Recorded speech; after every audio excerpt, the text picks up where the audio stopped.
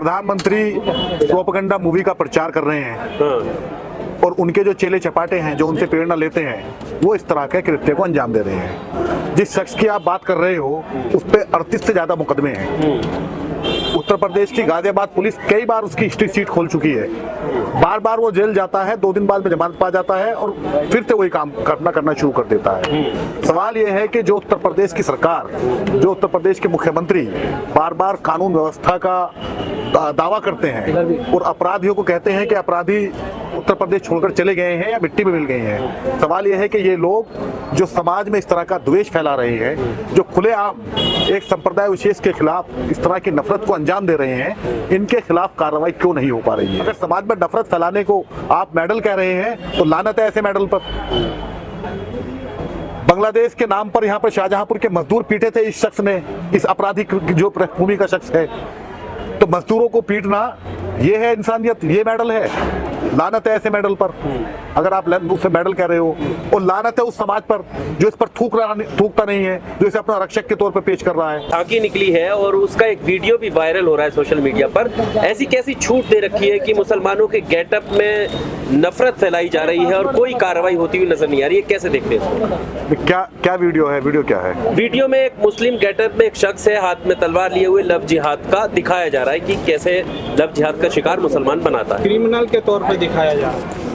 Salman love जिहाद कर रहा है, ये दिखाया जा रहा है। नीचे रखो ना। नहीं, सवाल ये है कि देखिए एक बहुत पुरानी कहावत है, कुएं में भांग पड़ी है, वही अब यहाँ पे चरितार्थ हो रही है। पिछड़ी खड़ी है तो कहाँ से? प्रधानमंत्री प्रोपेगेंडा मूवी का प्रचार कर रहे हैं और उनके जो चेले चपाटे हैं जो उनसे प्रेरणा लेते हैं वो इस तरह के कृत्य को अंजाम दे रहे हैं। जिस शख्स की आप बात कर रहे हो उस पर 38 से ज्यादा मुकदमे हैं।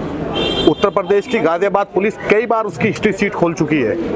बार बार वो जेल जाता है, 2 दिन बाद में जमानत पा जाता है और फिर से वही काम करना शुरू कर देता है। सवाल ये है कि जो उत्तर प्रदेश की सरकार, जो उत्तर प्रदेश के मुख्यमंत्री बार बार कानून व्यवस्था का दावा करते हैं और अपराधियों को कहते हैं कि अपराधी उत्तर प्रदेश छोड़कर चले गए हैं या मिट्टी में मिल गए हैं। सवाल यह है कि ये लोग जो समाज में इस तरह का द्वेष फैला रहे हैं, जो खुलेआम एक संप्रदाय विशेष के खिलाफ इस तरह की नफरत को अंजाम दे रहे हैं, इनके खिलाफ कार्रवाई क्यों नहीं हो पा रही है?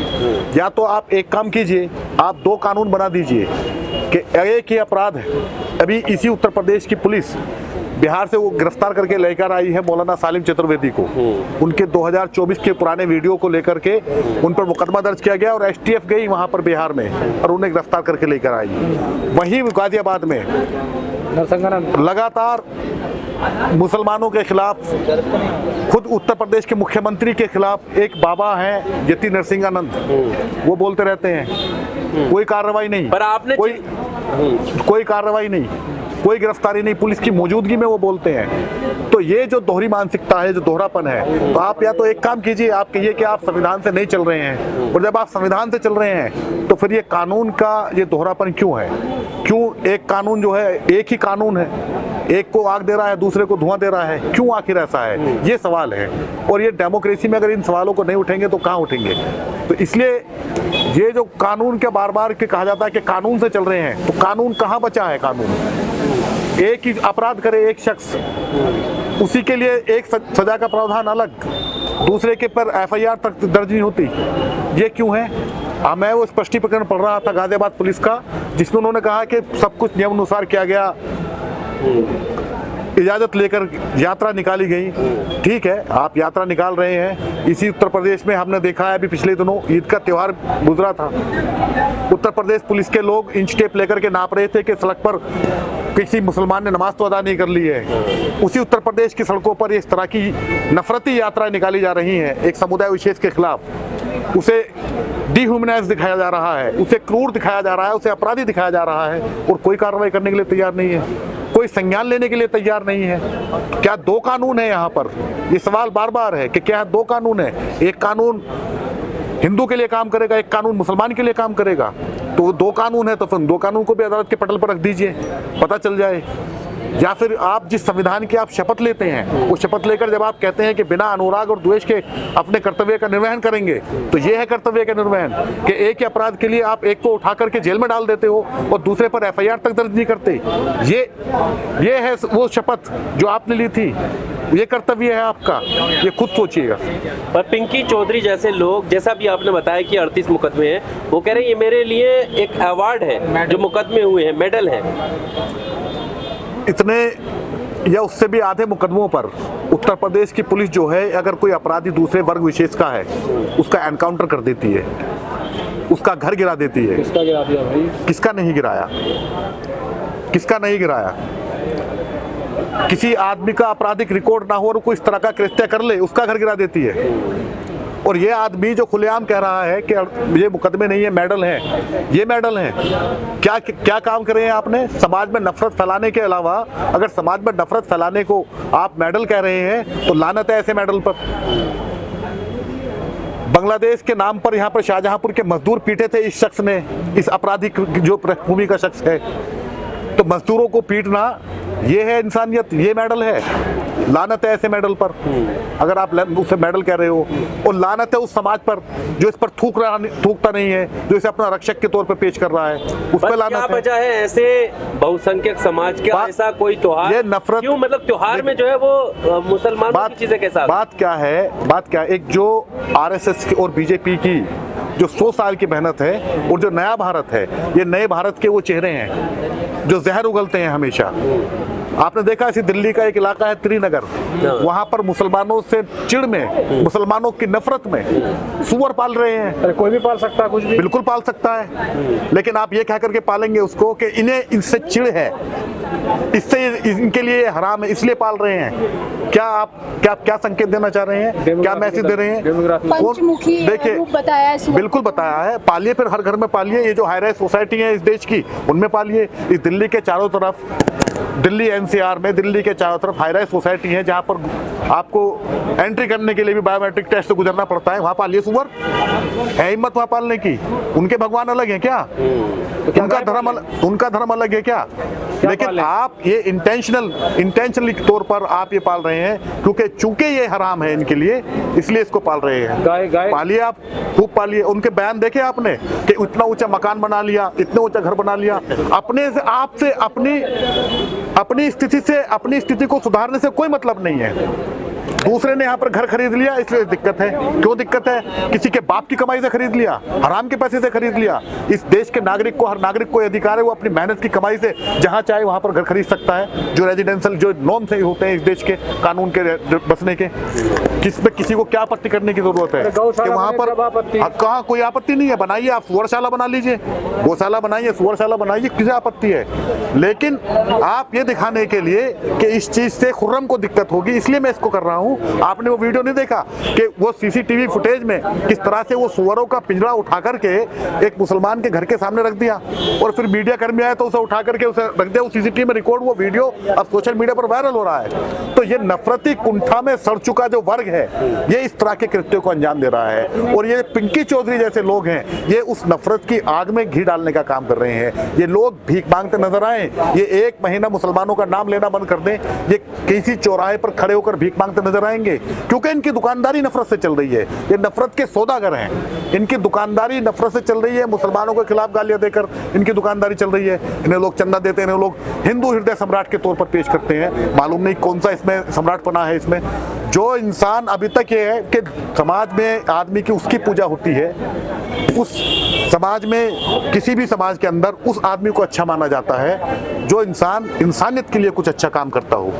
ये इंसान जो मजदूरों को पीटता है, जो दुकानदारों को पीटता है, जो नागरिकों की मोरल पुलिसिंग करता है, जो एक समाज के खिलाफ जब भी जुबान खोलता है हमेशा जहर उगलता है, ये अपने आप को कहता है कि हिंदू हृदय सम्राट है और इसे लोग मान रहे हैं सम्राट। तलवारें बांटी जाती हैं। आप तलवारें बांटिए, आप जो को बांटना, आप बंदूकें बांटिए, तलवारें बांटिए, वो तो कानून का बात है। कानून ने गिरफ्तार किया था इसको, 2 दिन के बाद में छूट कर आ गया।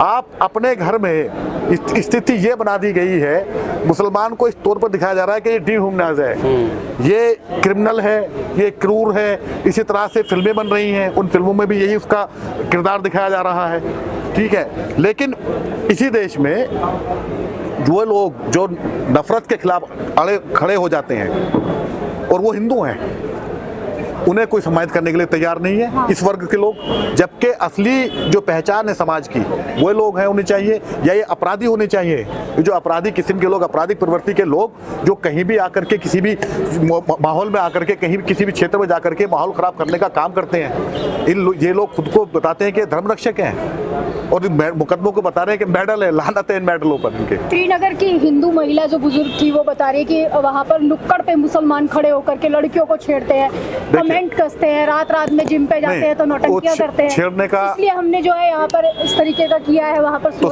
तो सुवर सुरक्षा गार्ड है, कह रहे हैं हमारे पंचमुखी ईश्वर है, बता रहे हैं ना हम।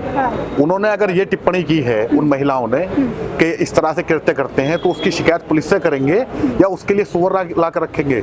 सुवर कौन है? वो सुरक्षा गार्ड है, सुरक्षा कर्मी है, कौन है वो? चौकीदार है। लड़कियों को छेड़ दें? नहीं, बिल्कुल नहीं छेड़ने, बिल्कुल नहीं छेड़ने। लेकिन आपने, इन्होंने कहा कि छेड़ रही हैं। मैंने जो सुना उनके, मैंने जो उनके बयानात देखे हैं, मैंने भी 2-3 वीडियो देखी हैं, वो उसमें कह रहे हैं कि जब लड़कियां गुजरती हैं तो इस तरीके से उन्हें देखते हैं, आदमी देखना बंद कर दे, आदमी इनको देख करके, यानी कि ये उस दौर में मुसलमानों को ले जाना चाहते हैं जिस दौर में कभी देश का दलित वर्ग रहा करता था। ये नया दलित बनाना चाह रहे हैं। ये जो मानसिकता है, ये मानसिकता किसके साथ में सही रही है? अपने ही समाज के जो खुद को ये हिंदू क्लेम करते हैं, अपनी समाज के दलित हिंदू कम्युनिटी से नहीं थे, उनके साथ में क्या व्यवहार किया सदियों तक? उसी व्यवहार को उसी मुसलमानों पर थोपना चाहते हैं। ये थोपना चाहते हैं कि वो जिन सड़कों से ये गुजरे उस सड़क से मुसलमान ना गुजरे, कोई दूसरा ना गुजरे, जिस मोहल्ले में ये रहे उस मोहल्ले में मुसलमान ना रहे, कोई दूसरी कम्युनिटी का ना रहे। तो भाई एक काम करिए, आपकी मेजोरिटी में सरकार है, जिस दल को आप पसंद करते हो सबसे ज़्यादा, उस दल की क्वालिटी यही तो है, आप इसलिए तो पसंद करते हो कि वो यहाँ पर जो है मुसलमानों की चूड़ी टाइट करता है। तो आप उससे कहिए संविधान में ऐसा भी प्रावधान करवा दीजिए, जहाँ इतने सारे कानून बन रहे हैं वहाँ एक कानून ये भी बनवा दीजिए कि हिंदू बस्ती में हिंदू रहेंगे, मुस्लिम बस्ती में मुस्लिम रहेंगे। जब इतना बंटवारा आप कह रहे हो तो यही बंटवारा कर दीजिए। बांट रही है तो आप समर्थन कर रहे हैं बंटवाने का? नहीं, मैं समर्थन नहीं कर रहा, मैं उस मानसिकता की बात कर रहा हूँ जो मानसिकता ये कहती है कि अगर यहाँ पर कोई मकान खरीद ले, मेरे पड़ोस में अगर आप आकर के मकान खरीद ले और मुझे सिर्फ आपकी इस वजह से मुझे आपत्ति हो जाए कि आप दूसरे धर्म को मान रहे हैं, तो ये मुझे अधिकार किसने दिया? अमेरिका ने धुआं कर दिया ईरान में। अरे अमेरिका की बात मत कर, अभी इंडिया में देख लीजिए क्या हाल हो रहा है। अभी अमेरिका की बात बाद में करेंगे। कह रहे कोई दिक्कत नहीं है इंडिया में। इंडिया में क्या हो रहा है? कह रहे किसी चीज की कोई दिक्कत नहीं है। नहीं, किसी दिक्कत तो जिन्हें दिक्कत है उन दिक्कत वालों से पूछिए जिन्हें दिक्कत है। ये जो ट्रेनें भर के जा रही है वापस दिल्ली एनसीआर से मजदूरों की, ठीक है, जिन्हें सिलेंडर नहीं मिल रहा, जो सिलेंडर 1200-1500 रुपए का मिल जाया करता था ब्लैक में, वो पहुंच गया 4000 रुपए का। जो होटल बंद हो रहे हैं उनसे पूछिए क्या स्थिति है। कह रहे विपक्ष ने पैसे दे के लाइन में लगा दिया। पता चलेगा विपक्ष को भी, और इनको जो अभी ये जो गैस की जो किल्लत हो रही, पहले इससे जूझ ले, उसके बाद में यूरिया का नंबर आएगा। अच्छा, हाँ, अभी यूरिया का नंबर आना बाकी है। यूरिया का क्या नंबर आएगा? यूरिया का नंबर आएगा। सारा यूरिया जो है ये हथियार बनाने में लगे, क्योंकि हथियारों की जरूरत पड़ रही है देश में, दुनिया में युद्ध चल रहा है। अब यूरिया का नंबर आएगा, यूरिया की कमी पड़ेगी। अभी गैस की कमी के लाइन में लगे वो लोग, अभी आप देखिए अभी यूरिया का नंबर आएगा। और कौन लोग लाइन में लगे हुए हैं? लाइन में नहीं लगे हैं अब तो चल दी लाइन यहाँ से। वो जो कोरोना की स्थिति हो गई थी, लगभग उसी जैसी स्थिति होने जा रही है और हो रही है। जनता को कांग्रेस ही हो तुम लोग।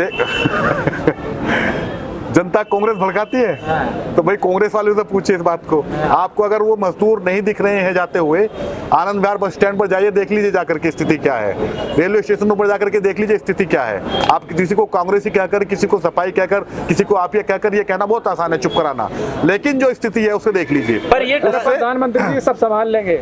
संभाल तो रहे हैं प्रधानमंत्री, ऐसे संभाल लेंगे जैसे कोरोना में संभाला था। कोरोना में जो सैकड़ों लोग मर गए थे पैदल चलते चलते, जिन्हें ट्रेन तक मुहैया नहीं हो पाई थी, जिन्हें बसें मुहैया नहीं हो पाई थी, ऐसी संभाल लेंगे। देश में है, हाँ, अच्छा है। लॉकडाउन की बात कर रहे हो? देश में है प्रधानमंत्री, इस बार बाहर नहीं गए? नहीं, देश में रहेंगे, वो कहाँ जाएंगे बाहर? युद्ध चल रहा है, फ्लाइटें बंद हैं, कहाँ जाएंगे बाहर? जाएंगे भी कहाँ? जो जिन देशों में वो जाते हैं, जाना पसंद करते हैं, उन्हीं देशों, वही देश में जंग चल रही है आपस में। अमेरिका जाते हैं, इजराइल जाते हैं, या मिडल ईस्ट जाते हैं, या इसमें वेस्ट एशिया में जाते हैं। वो सब चुनाव सब में भाषण दिया आज उन्होंने। भाषण तो उनका काम है देना, भाषण देते रहिए, भाषण से काम नहीं चलने वाला। अब दुनिया जब राशन के लिए लाइन में लगेगी तब पता चलेगा।